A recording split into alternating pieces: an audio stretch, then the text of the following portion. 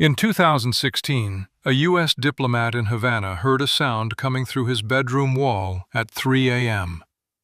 He reported it the next morning. Within weeks, he couldn't work. Within months, he was gone.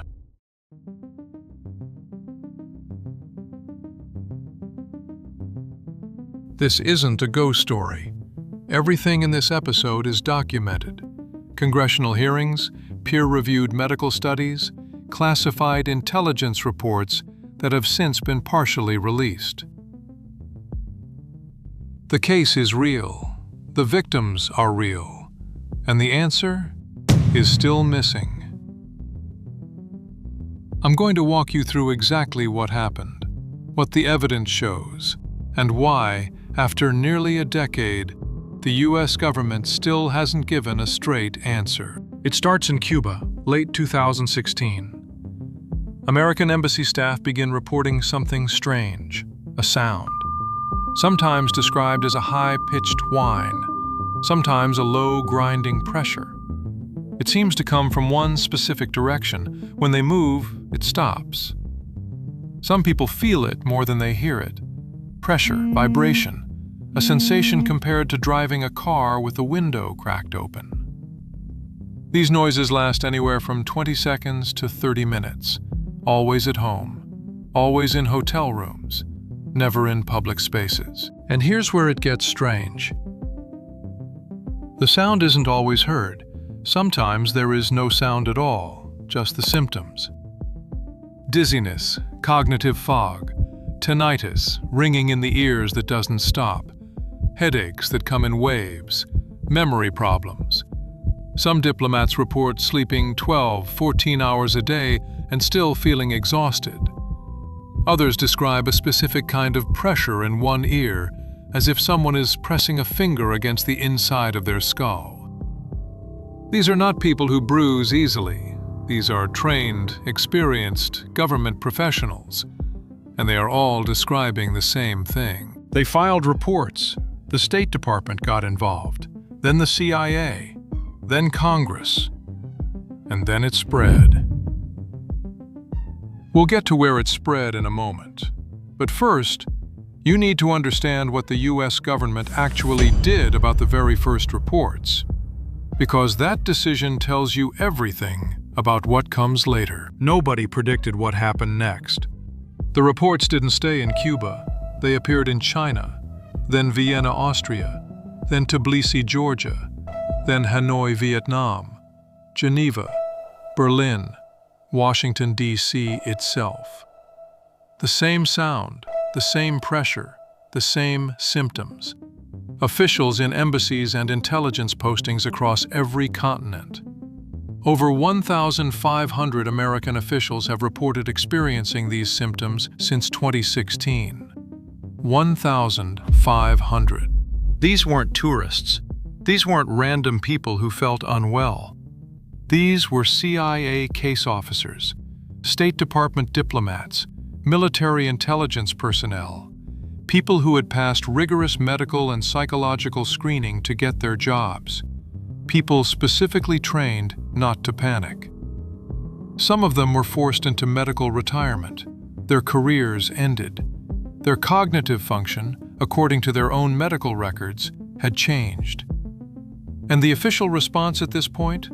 We're investigating. By 2017, the State Department had evacuated the majority of non-essential staff from the Havana embassy.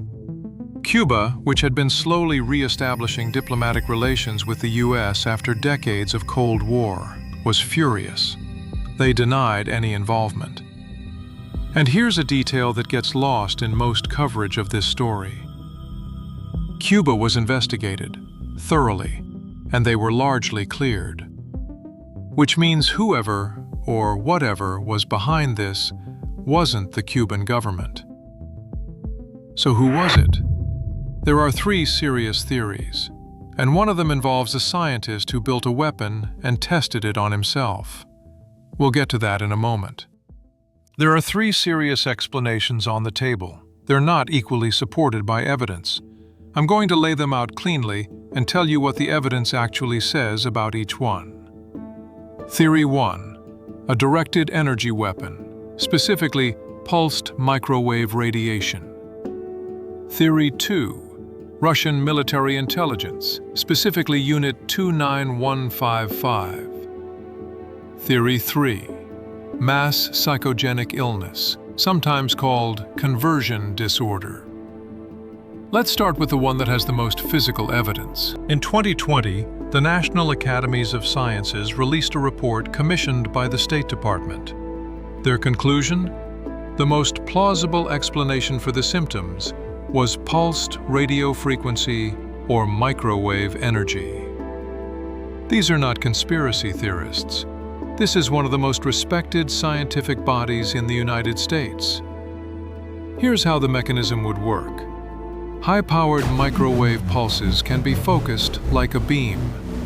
When they penetrate the skull and interact with brain tissue, they create the sensation of sound, a phenomenon known as the Fry effect, documented since the 1960s. This isn't science fiction. It is documented, published, peer-reviewed science. And then, in 2024, something remarkable happened. A Norwegian scientist, who had previously been skeptical of this theory, decided to test it himself. He built a device that emits pulses of microwave energy, and he turned it on himself.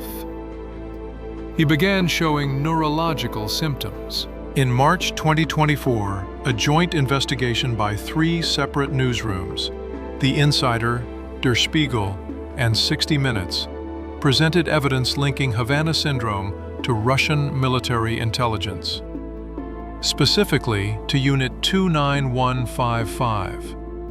If that name doesn't mean anything to you, it should.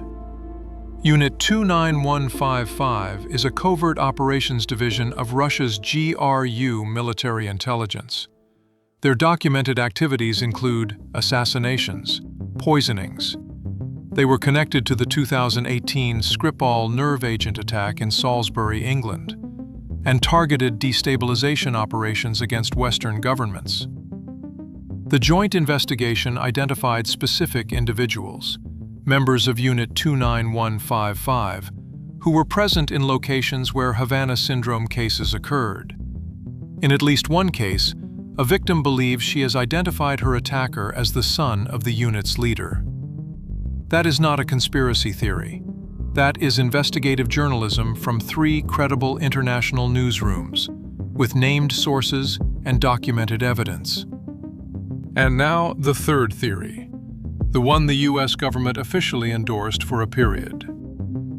In 2023 and 2024, intelligence agencies, including the CIA, released assessments concluding that Havana Syndrome was most likely the result of, quote, functional disorders. In other words, a psychosomatic or psychogenic explanation. Stress, anxiety, the power of suggestion. The NIH conducted a clinical study of 86 patients. They found no significant differences in brain imaging compared to healthy controls, though 41% did meet criteria for functional neurological disorder. Here is the problem with the psychogenic explanation. Mass psychogenic illness, real, documented, studied, typically spreads through social contact. People who see others getting sick begin to manifest symptoms themselves. That is the mechanism. Havana Syndrome cases appeared in locations where the affected individuals had no contact with each other. CIA officers in different countries who didn't know each other, who weren't communicating, reported identical symptoms at similar times. That is not how mass psychogenic illness works. And the Congressional Subcommittee that reviewed the intelligence assessment? They found it, quote, lacked analytic integrity and was highly irregular.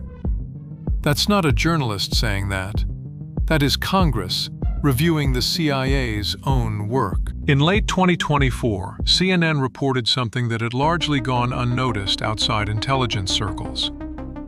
The United States Department of Homeland Security, using Pentagon funding, had secretly acquired a device, a backpack-sized device, designed to emit directed energy. The cost? In excess of 8 figures. That is, at minimum, $10 million. Paid clandestinely, for a device the government would not officially confirm existed. And here's the detail that should give you pause. The device contained components of Russian origin. The U.S. government spent at least $10 million, in secret, to acquire what may be a version of the weapon they believe was used against their own people. The stated purpose: testing, understanding the mechanism, trying to finally confirm what the symptoms actually were. But here is the question that nobody has officially answered. If the psychogenic explanation was correct, if this was all in people's heads, why would you need a $10 million device with Russian components to test it? While governments debated and intelligence agencies issued carefully worded non-answers, the people who had been affected were living with the consequences. Some had returned to work, some hadn't. Some were paying out of pocket for expensive neurological diagnoses because the government wouldn't cover treatments for a condition it wouldn't officially acknowledge. Many described feeling invisible, isolated, told by the same institution they had dedicated their careers to that it was probably nothing. Some believe the government knows exactly what happened and has chosen, for reasons of diplomatic or strategic calculation, not to say so publicly. And there is a congressional investigation that suggests they may be right about that. In late 2024, the House Intelligence Subcommittee released interim findings on Havana Syndrome. The language they used was, by the standards of government reports, extraordinary. The committee found that the intelligence community's assessment, the report that had concluded this was probably psychogenic, lacked analytic integrity and was highly irregular. They found that the IC's response had, in their words, likely impeded collection. In plain language, the investigation may have been deliberately hampered. Current and former CIA officers told investigators they believed the agency had soft-pedaled its own findings, that intelligence existed, clear, direct intelligence, identifying the source of the attacks, and that this intelligence had been, at minimum, downplayed. We don't know why. We don't have that document. But a Congressional Oversight Committee does, and they are not satisfied with what they found. So, where does this leave us? The symptoms are real. They are documented in peer-reviewed medical literature and verified by multiple independent clinical studies. A device was acquired in secret at enormous cost, containing components sourced from Russia. That device is currently being tested by the Pentagon. A scientist built a version of the proposed mechanism and developed symptoms when he tested it on himself.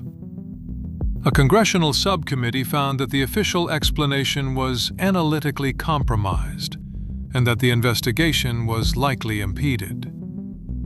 And the official public answer from the United States government, after nearly a decade and over 1,500 documented victims, is still, we don't know. That is not a mystery.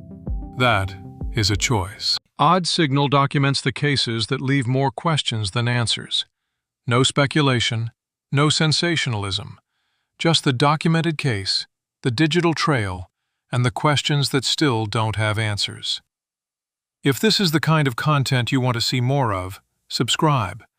Every episode, one case, fully researched, fully sourced. The link to the full source list for this episode is in the description. Next episode, the voicemail that solved a cold case 20 years later. Drop what you think actually happened in the comments. I read every one.